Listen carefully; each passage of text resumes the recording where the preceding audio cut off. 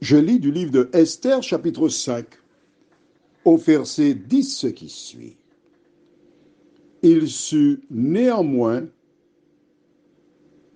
se contenir et il alla chez lui. Puis, il envoya chercher ses amis et Zeresh, sa femme. Prions. Notre Seigneur, notre Dieu,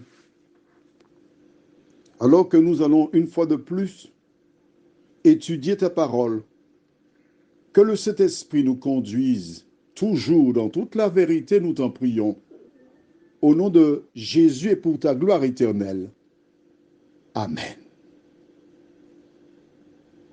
Alors, rappelle-toi, Esther a invité le roi Assuérus et Haman à un festin chez elle.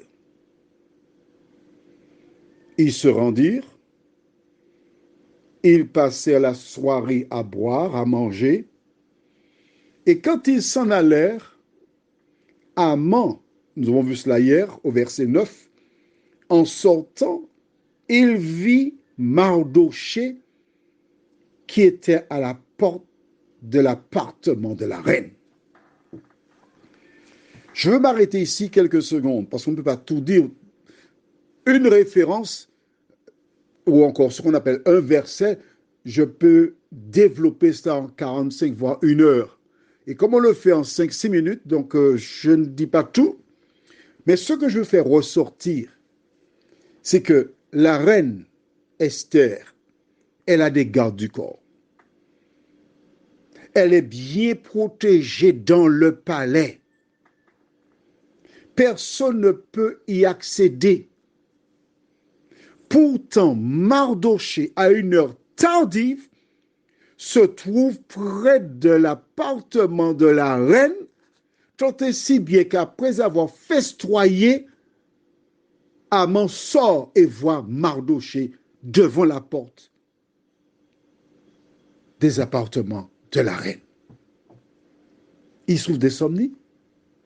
Pourquoi est-il là à une heure aussi tardive?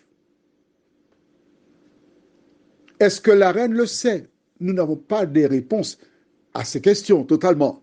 Mais moi, j'aime à croire que Mardochée avait si bien compris le rôle d'Esther, les dangers qu'elle pouvait rencontrer, qu'il se faisait un devoir chaque fois qu'il y avait une activité dans ses appartements où elle était éveillée de se tenir près de la porte pour faire monter des prières vers Dieu en sa faveur.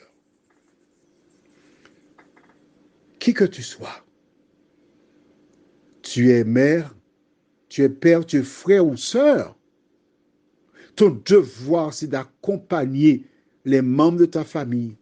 Tu travailles dans une entreprise, ton devoir, c'est de prier pour ces gens-là aussi. Mais il a su se contenir. Il a gonflé, on pourrait dire. C'est comme ça qu'on dit aux Antilles. Mais il s'est rappelé d'une chose. Il y a une date qui vient. On va t'exterminer. On va te tuer. Joue au malin avec moi. Tu verras de quel bois je me chauffe. Ah, tu sauras qui est Haman. C'est ce que pensa Haman. Il rentra chez lui. Et maintenant, il voudrait raconter probablement à ses amis la soirée. Aïe, aïe, aïe, moi, monsieur Haman, oui, j'étais à la table de la reine. Prions. Notre Seigneur et notre Dieu.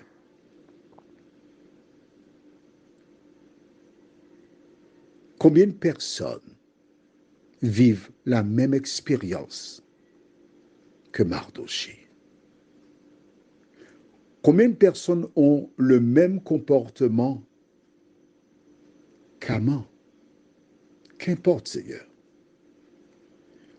De nous aider, nous qui sommes, ou ceux qui sont les Mardochées, à persévérer à faire le bien, quel que soit le prix à payer. Et aide celles et ceux qui font comme Haman, à se rappeler qu'il y a un jugement. Que ceux qui font comme Mardochée soient des lumières, des lampadaires, afin que leur vie, leurs paroles et leurs actions incitent ceux qui font comme Haman à réfléchir, à changer de conduite et à t'appartenir. Merci pour cette journée et que notre nuit soit douce parce que tu nous as permis une fois de plus de restaurer notre âme. En toi nous t'avons prié. Au nom de Jésus pour ta gloire éternelle. Amen.